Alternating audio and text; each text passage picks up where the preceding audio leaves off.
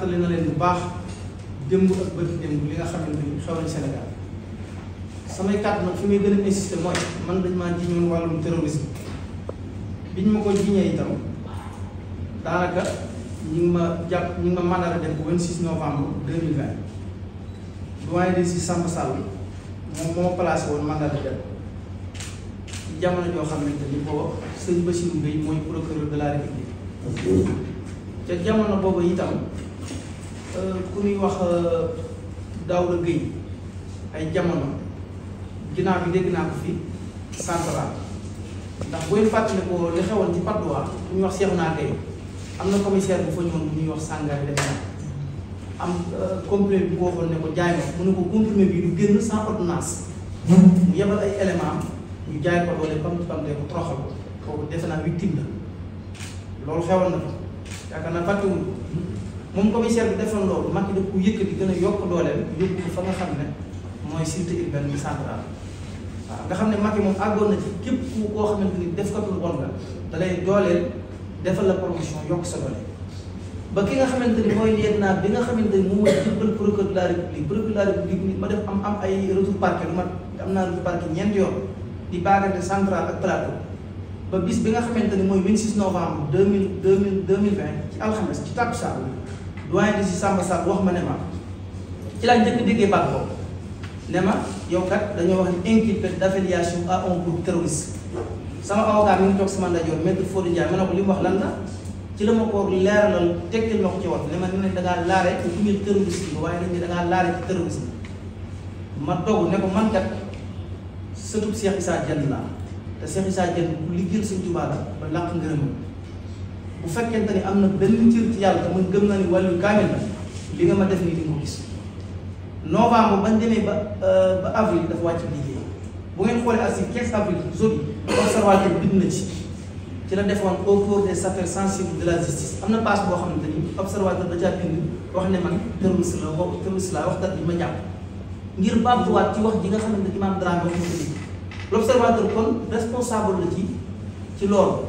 bari na ñoo xamante ni mooy daan sarse di wax ne ay terroriste lañ te boobu ñëpp ko gëmoon nag muy journal boo xamante ni ku ne xam na borom taalibe la waaye am na ci loo xamante ni lu doy waar la ñu ko daan teg ci Sénégal yi kon lii itam ma sof rek ci kàddu yi ñi nga xamante ni jiitu nañ muy ma gën a insisté ci wax yi Imam Dramé ak monsieur le ministre Arona maanaam dafa am solo bu ñu fàtte ndax kenn wut a fàtte di ko fàtte bon ñi ñëpp ci sonn te victime bi yaatu na moom ñi rek day dugg ci biir moom monsieur le ministre Arona ngir jaay loolu ñu ko tegoon ci wuute gis-gis boo xamante ni amoon na ko diggante bu Macky Sall ci wàllu troisième mandat kon bu xalaatee ni jël ay moyens na lépp rek ci dëgg war a sax rajo yóbbu Tamba dañuy ne wala rajo ñu koy criminel la ay assassin parce que lépp lu xew ñoom la magistrat yooyu ay criminel la ma tàmbalee ci ki ñuy wax Diallo dañ ko fàtte waaye moom ma daal di foofu monsieur le ministre Diallo mooy ci newoon ci département bu Mbacké moom procureur la boo xamante ni nii bari nañ ko ci boole bu ñu ko fàtte waaw bu ñu ko fàtte ndax moom bari na lu yàqu ci région de Diourbel moom moo ko yàq ndax man mii moom moo dëggale man terroriste laa bañ jàllale ma Dakar kon ma wàcc foofu rek sama gàtt jërëjëf asalaamaaleykum. waaw kat il faut mu leeral aussi ci biir Sall boobu ñooñu lu leer lu tax mu rey leen loolu lépp dafa war a leer mais maa ngi bay fàtte surtout sur le volet économique wax naa si lu bari moo tax bëggatuma dugg si détails yi ak waa Sénégal te man pour résumer rek sama entreprise laa yore woon di liggéey tranquillement sans l'aide de ginnaaw yàlla sans l'aide de personne yore sama njaboot di investir mais mën naa ni bi nu faloo daal dañoo jóg daal pour ñu man daal au moins day au moins waaye dama ci war a jóge pour résumer njëkk na noo dem à l'extérieur chez mes partenaires naan ko ci ngeen di liggéey ne yéen di tukki moi je suis ministre, je suis beau-frère du président. Je viens de faire une fois plus. Après, on a multiplié ma facture d'électricité par 24. On a multiplié ma facture d'eau par 80. En un mois, j'ai subi 4 jugements et 4 condamnations. Je vais saisir ce même auto, ce même mobilier, ce même matériel. Je me suis dit, parce que je ne veux pas compromettre d'autres personnes. Moi, je dis que c'était un régime de lâche. Parce qu'il n'y a rien de plus lâche que bàyyi ba nekk si nguur nga xam ne man su ma yoree bugguma koy tuddee nguur parce que nekkatuma dans des royaumes moo tax ma naan toujours na ni bàyyi wax borom dëkk bi kenn moomu ko ñun ñëpp ñoo ko bokk ñun ñëpp ñoo ko bokk jiitu réew mi d'accord mais pas borom dem ba nekk au sommet de l'État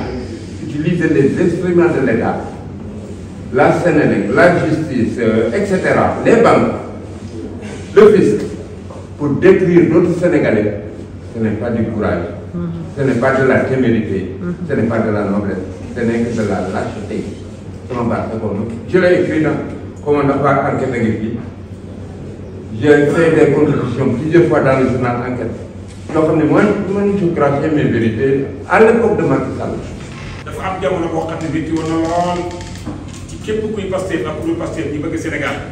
di wax patriote xale yi sonn nañu lool ba dee agsi ci ñoom man mii di wax nii am naa ci ñaari doom yu faatu kenn ki mu ngi tudd Moussa Dramé ñu ngi ko reyee Parcelles Assainies kenn ki mu ngi tudd Pape Sidi Mbaye ñu ngi ko reyee Kër Massar kii maam moom suñu bàyyee bokk bàyyi bi Moussa Dramé kii maam bàyyee ay xel la ñoom ñu jàkkaarloo kër kenn ku ne ci ñoom ñaar yi bali fatal lañ leen reyee ak ñeneen ñoo xam ne tey wax nañu man lu mu néew téeméer wala juróom-ñetti fukki ñoo xam ne bali fa leen rey may ñaan nag état bi dëgg la seeti kilifa baax na de waaye duñ fàtte nag patriote yi parce que ñoom ñoo ngay xeex bi ba tey ñoom ñu toog fi ñu toog tey kon ñooñu buñ leen fàtte ndax tey wolof Njaay ne lëg bu lekkee ànk na gërëm coy bi kortal patriote yi sonn nañu lool am na ñoo xam ne fi mu ne tey mënatuñoo liggéeyal seen bopp mënatuñu seen bopp dara te gannaaw yàlla projet bi ñu gëm boo leen ko indil am na ñoo xam ne tey ñu boo demee ci àll bi ci bàmmeel yi tëdd di nelaw gannaaw yàlla gëm projet bi boo leen ko indil kon dëgg la benn ci man yi di sëriñ ak ñeneen dem ci ñun baax na lool waaye nañ njëkk jiital patriote yi nga xam ne gannaaw yàlla tey lu ñu yàqule tey wala lu ñu ñàkk tey gannaaw yàlla ci projet bi la kon maa ngi ñaan xam naa sax fàttewuñ leen xam naa ne monsieur le premier ministre fàttewul le président de la République fàttewul waaye dañ leen bàyyi xel bu baax beneen bi sax mooy imam Alioune Badara Ndao ñun ñëpp xam nañ ko gannaaw yàlla fitnaan nañ ko ba mu faatu ba mu dee wacc njaboot wacc ay doom ak xale yu ndaw yore ñeenti soxna xam ngeen ne kër gu mag caaxaan yoru ko xam naa ne sax yaakaar naa téewuñ seeni loxo waaye nag di leen yéebaane di leen wax ca kaw ñëpp ñu leen dégg di leen fàttaliku dafa bokk ci kóllëre yàlla ko laaj ëllëg kóllëre nag dana dëgëral buur nguuram kóllëre dafa am solo ak ñeneen ñu mel ni moom ku mel ni Samb bi ma gis léegi sol ko ci tiset bi mooy naka la tuddati ñaari Fulbert Sambou ak Déthié Badji ak François Manko bi ak ñeneen nañu bàyyi xel li nga xam ne moo tax parti bi taxaw moo tax réew mi taxaw ñooñu dañoo xeex ba dee dañoo xeex ba ñu rey leen wala bu ñu xeexul fekk na leen tooñ leen rey leen kon dem ci kilifa baax na lool dem ci sëriñ baax na lool man ci laa bokk weddiwuma loolu waaye nañ leen bàyyi xel ñi nga xam ne tey ñoo tax tey réew mi tey ñu naan président de la république Bassirou Diomaye Diakhar Faye nañu bàyyi xel ñi nga xam ne tey ñoo xeex bañ naan monsieur le premier ministre Ousmane Sonko loolu nag dama koy wax xam naa ne yaakaar naa ne fàtte wuñ leen waaye patriote yi daal xale yi ñi nekk bitim réew ak ñi nekk ci di live ci TikTok yi am na ci ñu bëri ñoo xam ne tey sonn nañu lool ñu ngi def seen kem kattan kon maa ngi ñaan gouvernement bi bu ñu fàtte dañu waa xoolaat seen gannaaw xool li leen yóbbu ci fi ñu toog ñoom kañu rek toog fa ay nit a xeex bañ toog foofu bon bu ñu wax ne ah gars yi toogawuñ ndax ñetti weer lañu amagum ñeenti weer lañu amagum gars yi amaguñ jot déedéet dëgg la amagu leen jot waaye nag li tax amagu leen jot ñi leen ko jox ñu ngi fi ñenn ñi dee nañ nañu bàyyi xel loolu am na solo ñu bàyyi leen xel bu baax a baax a baax. Babacar Diouf laa tudd grâce à feu Fulbert Sambou jiite collectif les amis de Fulbert Sambou la classe 1998 nekk ci sous couvert collectif des victimes de l'ex-régime Macky Sall man maay chargé aussi de la sécurité et de veille du collectif des victimes de l'ex-régime pour ñu ñëw rek li may ñëw dama koy ñëw ci en français di sant ñëpp tey gërëm ñëpp ñu nekk ñëpp les frères d'armes, autorités et autres qui étaient parmi nous. Vous êtes nombreux à venir assister à cette journée parce que,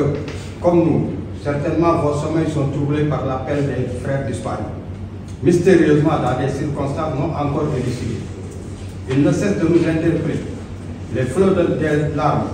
de leurs enfants, épouses, inondent nos rêves et hâtent nos nuits. Nous, leurs frères d'armes, il suffit pour s'en rendre compte et prêter une oreille attentive la nuit lorsque tout semble assoupi. Notre conscience nous interpelle. Comment vivre heureux et silencieux face à toutes ces complaintes incessantes? Comment rester insensible et passif face à des morts dont la vertu et l'amour de la patrie étaient sans égard? Les soldats armés, toujours en marche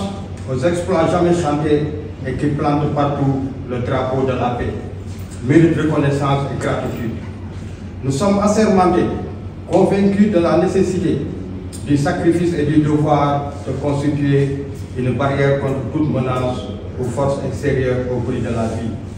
On disait qu'on nous tue, mais on ne nous déshonore pas. Mais moi je dis que l'armée sénégalaise et le Sénégal a déshonoré notre classe feu Fulbert Sambou et Didier Badji. Pour le soldat, le sens du devoir accompli dépasse de loin la valeur de la vie. Sans regret, il sait offrir ce qu'il y a de plus précieux sans demander en retour l'appel de la patrie et ce qu'il y a de plus important. Cependant, lorsque l'arme avec laquelle Fulbert Sambou se défendait se retourne contre lui, justice doit lui être rendue. Mieux encore, lorsque cette arme est pointée sur lui par une force intérieure, il y a trahison. Fulbert Sambou était un de ceux qui étaient jurés de sacrifier pour la patrie. Nous sommes du même contingent appartenant à la première fraction de l'année 1998. Fulbert était un homme brave, social, responsable. Bien que nous avions participé à des missions de protection dans des zones de haut risque, sa bravoure et sa ténacité l'ont toujours amené sain et sauf. La main ennemie qui lui a porté le coup fatal par surprise après 25 ans de service devrait être censée le protéger. Fulbert ne pouvait pas deviner que cette main viendrait de l'intérieur. Depuis lors, combien de plaintes sont émises? Combien de gémissements sont préférés? Combien de cris de justice sont lancés? Cette forfaiture doit rester impunie. Déjà, dès l'Antiquité, Platon disait